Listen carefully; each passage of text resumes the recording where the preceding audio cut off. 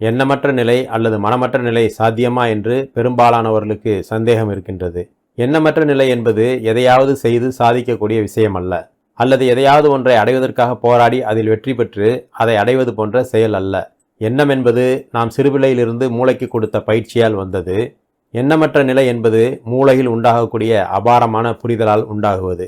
உதாரணமாக, வாழ்க்கையில் கோடிக்கணக்கில் பணம் சம்பாதிக்க என்ன வழி என்று தேடி அதை முயற்சி செய்து அதில் வெற்றியோ தோல்வியோ நாம் சந்திக்கின்றோம் அல்லவா? அது போன்றதல்ல எண்ணமற்ற நிலையை அடைவது என்பது. எண்ணமற்ற நிலை அல்லது மனமற்ற நிலை என்பது மூளை 100% ஓய்வில் இருக்கும்போது நிகழக்கூடிய புரிதல் என்னும் அற்புதம். எண்ணமற்ற நிலை என்பது நமக்கு இயற்கை இலவசமாக கொடுத்த ஒரு மாபெரும் வரம். எண்ணமுள்ள நிலை என்பது இயற்கை அளித்த அந்த எண்ணமற்ற நிலை என்ற பொக்கிஷத்தை நாம் போராடி தூக்கி எறிந்திருக்கின்றோம் என்று அர்த்தம்.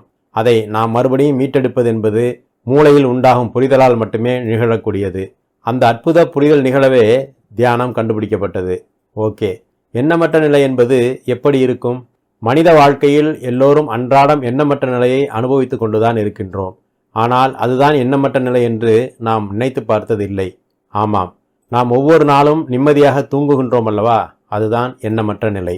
அதாவது மூளை 100% செயல்படாமல் எந்த எண்ணமும் இல்லாமல் முழுவதுமாக ஓய்வெடுக்கும் நிலைதான் தூக்கம். நாம் ஆழ்ந்து தூங்கிக் கொண்டிருக்கின்றோம் என்றால் ஒரு எண்ணம் கூட இல்லாமல் எண்ணமற்று இருக்கின்றோம் என்று பொருள். தூக்கமிழந்து தவிப்பவர்களை ஏன் உங்களுக்கு தூக்கம் வரவில்லை என்று கேட்டு பாருங்கள். ஏதாவது ஒரு கவலையான எண்ணம் அல்லது பல கவலையான எண்ணங்கள் அவர்களை தூங்க விடாமல் பாடாய் படித்துக் கொண்டிருப்பதாக சொல்வார்கள். அப்படியானால் நாம் எண்ணமற்ற நிலையை அடைந்தால் தூங்கி விடுவோமா என்று நீங்கள் கேட்க நினைக்கலாம்.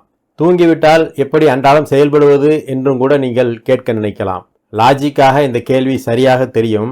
ஆனால் எண்ணமற்ற நிலை என்பது நாம் அப்படி நினைப்பதற்கு நேர் மாற்றமானதாக இருக்கும். தூக்கம் என்பது மூளை சோர்வடைவதால் ஏற்படுவது அல்லது மூளை ஓய்வெடுப்பதால் ஏற்படுவது. ஒவ்வொரு நாளும் மூளை உற்சாகத்துடன் செயல்படுவதற்கும் நமது உடல் உற்சாகத்துடன் செயல்படுவதற்கும் 100% ஓய்வு தேவை.